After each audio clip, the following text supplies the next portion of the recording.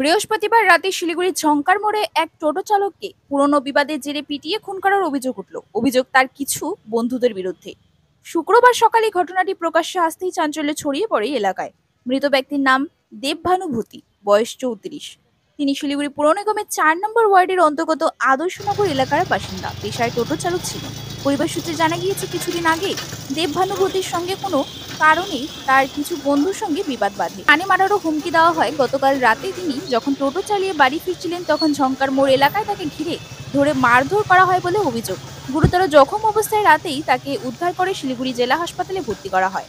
শুক্রবার ভোরে সেখানে চিকিৎসা চলাকালীন তার মৃত্যু হয়। ঘটনা নিয়ে ইতিমধ্যে মৃতের পরিবারের পক্ষ থেকে খালপাড়া ফাঁড়িতে লিখিত অভিযোগ দায়ের করা হয়েছে। গোটা ঘটনার তদন্ত শুরু করেছে পুলিশ।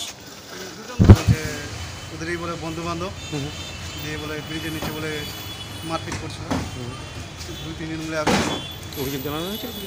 অভিযোগ জানানো হয়েছে? হ্যাঁ হ্যাঁ কলপাড়া ফাঁড়ি। কে মান কে মান আপনি? আমার সম্বন্ধী হলো, আমি জানি বললাম ওর বোন জামাই আপনার নাম? প্রতাপ সিংহ। কোথায় একটু বাড়িটা আপনাদের? আমার বাড়ি বকুলতলা মোড়। আর এখন কি আপনার সাবস্ক্রাইব করবেন? এখন তো মারা গেছেন তুমি। কী নাম ছিল না? দেবভানুভূতি। মারা গেছে আমার দাদা।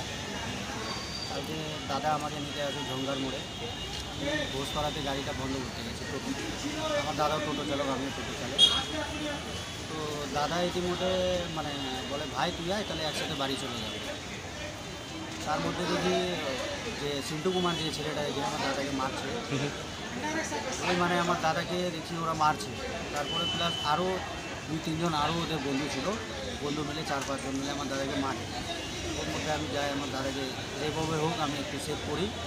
সেভ করার পরে দাদাকে আমি হসপিটালে নিয়ে আসি। হসপিটালে অ্যাডমিট করি। এখানটায় আমি শিলিগুড়ি ডিস্ট্রিক্ট হসপিটালে ভর্তি করার পরে 2 ঘন্টা পরে জানা যায় যে মারা গেছে। কখন মারা গেছেন? মারা গেছে রাত্রি 3টা। আপনারা কখন জানতে পারলেন যে এই ঘটনাটা ঘটেছে? ঘটনাটা আমি স্পটেই ছিলাম। ঘটনা আমার দাদাকে যে মারে ওরা 4 জন মিলে, আমি স্পটেই ছিলাম। কজন ধরা পড়েছে? ওরা 2 জন পড়ছে। কী নাম? একজনের নাম হচ্ছে সিন্টু কুমার, একজনের নাম হচ্ছে বাবিদা।